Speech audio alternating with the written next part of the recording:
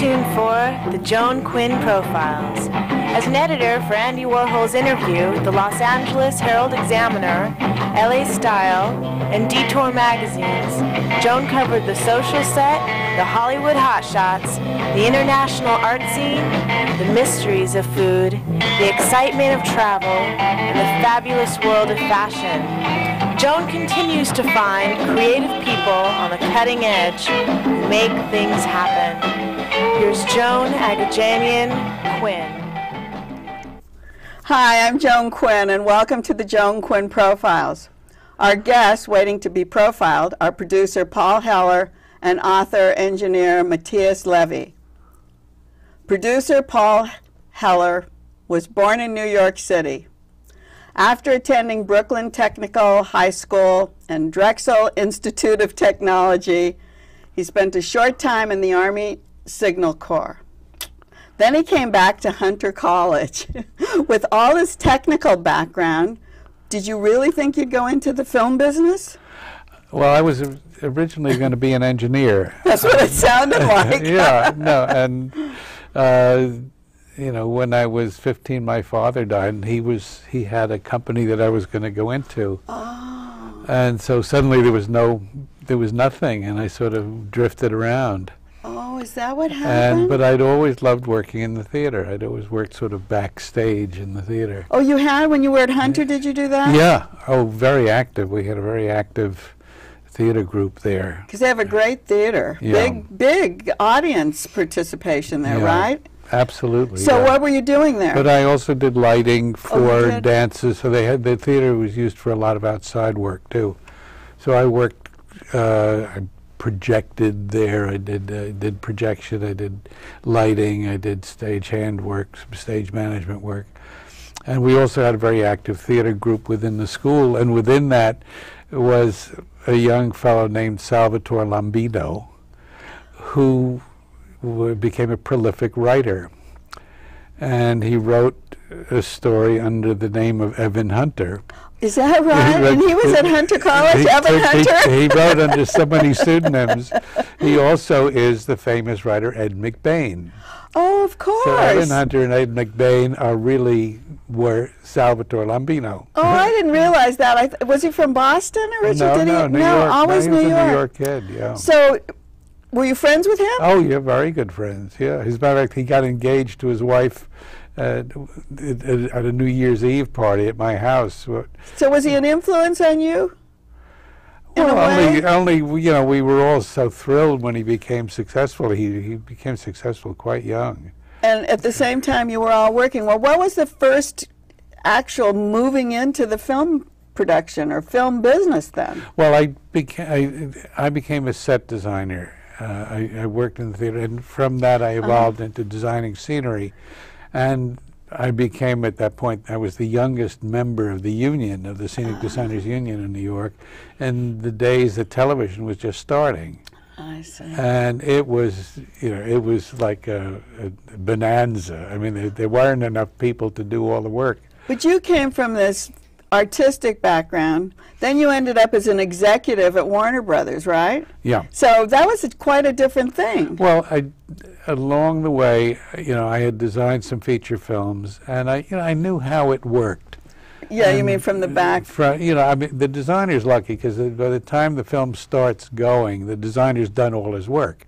So you sort of sit around and watch and get things ready for the next step. But you've done your heavy duty work. So you're learning beforehand. So you know, I kind of knew how it worked. Mm-hmm.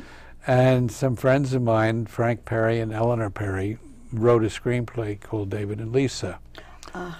And you know, we had no bad habits. We didn't know anything about what we were doing. Your first that was into my this first Oscar. film. It was an Oscar nominated. Nominated for 2 Oscars, and we lost to Lawrence of Arabia. So how bad could that be, right? Yeah, no. Were you at Warner Brothers at the time? No. Oh, this I was in way New York. Yeah, way before. Yeah. And I didn't know a soul in the business. I knew nobody. Oh, I didn't realize that it was way before. I thought you Yeah. were like working your way. You No, had no, Sequoia no. production company. Oh, that's much later. Yeah, Much later. after I did my stint as an executive at Warner's. Oh. Yes, So I from did David a few and more Lisa- films. I did a few more films. One with a very famous South American director named Leopoldo Torre Nilsson. I mean, film aficionados will know him. And what was that film? It was called The Eavesdropper. The Eavesdropper, And yes. we used the girl from David and Lisa, Janet Margolin, and the boy who was in this film, America, Stathis Yalelis. But Eavesdropper got awards all over, Mar foreign del film Plata, awards. yeah, we won the best film in Mar del Plata and in the French film, Right. the French.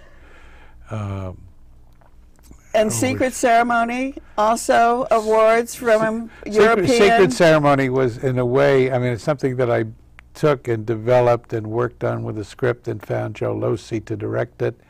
And I couldn't get the money, and this fellow John Heyman, whose son is now the one who produces all of the Harry Potter films. But John came through, and he had been an agent for Elizabeth Taylor. Because she was in that film. And so he brought her into it. And so I became a kind of an associate producer. But the thing with, maybe the thing with that is where it attached you so much to the British film industry. You're a member of BAFTA, which is Yeah. their Academy Awards I had done a group. few films in England, and then, I mean, when BAFTA first formed here, I had done, I think, 3 films there. Oh, you all did you obviously you went there So and they lived invited and me, stayed. when BAFTA first formed, they invited me here, BAFTA Los Angeles, to become part of BAFTA Los Angeles. 'Cause so- I knew most of the people. But we call those foreign films. Those are foreign films in a way, In right? a way, yeah. They're not so far. They're not so foreign, but those are where you garnered the foreign film awards, because you were associated with the Academy Awards and the Oscars with David and Lisa and The Promise, and what was the other one? My Left Foot. My Left Foot, yeah. So was that made in England? That was made in Ireland. In yeah, Ireland, yeah. but it was Which still is the same, considered. yeah. Is it considered American or English? English. Yeah. Irish. Well, English. So you have a Irish. thread going through there. Yeah, I also met my wife in there. Oh, you did? Yeah. Oh, I see. When So you do did have a film- thread. Yeah, I did a film there called With Nail and I, and while I was doing that, she was there working. She's an American, but she was working for UIP, which is a kind of a distribution arm for Universal Columbia and Paramount, I think. Were you you weren't working with them though? Were you always working with Warner Brothers? No. Oh, no. you weren't. I So was as an always independent, yeah. So as an independent producer, you started Sequoia Films. Yeah. And when I left Warner Brothers, I came to Warner, I guess, in 1971, and while I was there, I was an executive. I oversaw pictures like Dirty Harry. Right. Enter the Dragon. Enter the Dragon I produced. You did do that. Yeah. Okay, let's So get after to that. after we left, after a year at Warner Brothers, my friend Fred Weintraub and I left to form our own production company. And one of the first films we made was Enter the Dragon, which was a huge Bruce Lee thing. Giant. It introduced Bruce. Well, we had But met were you Bruce. a big producer by that time?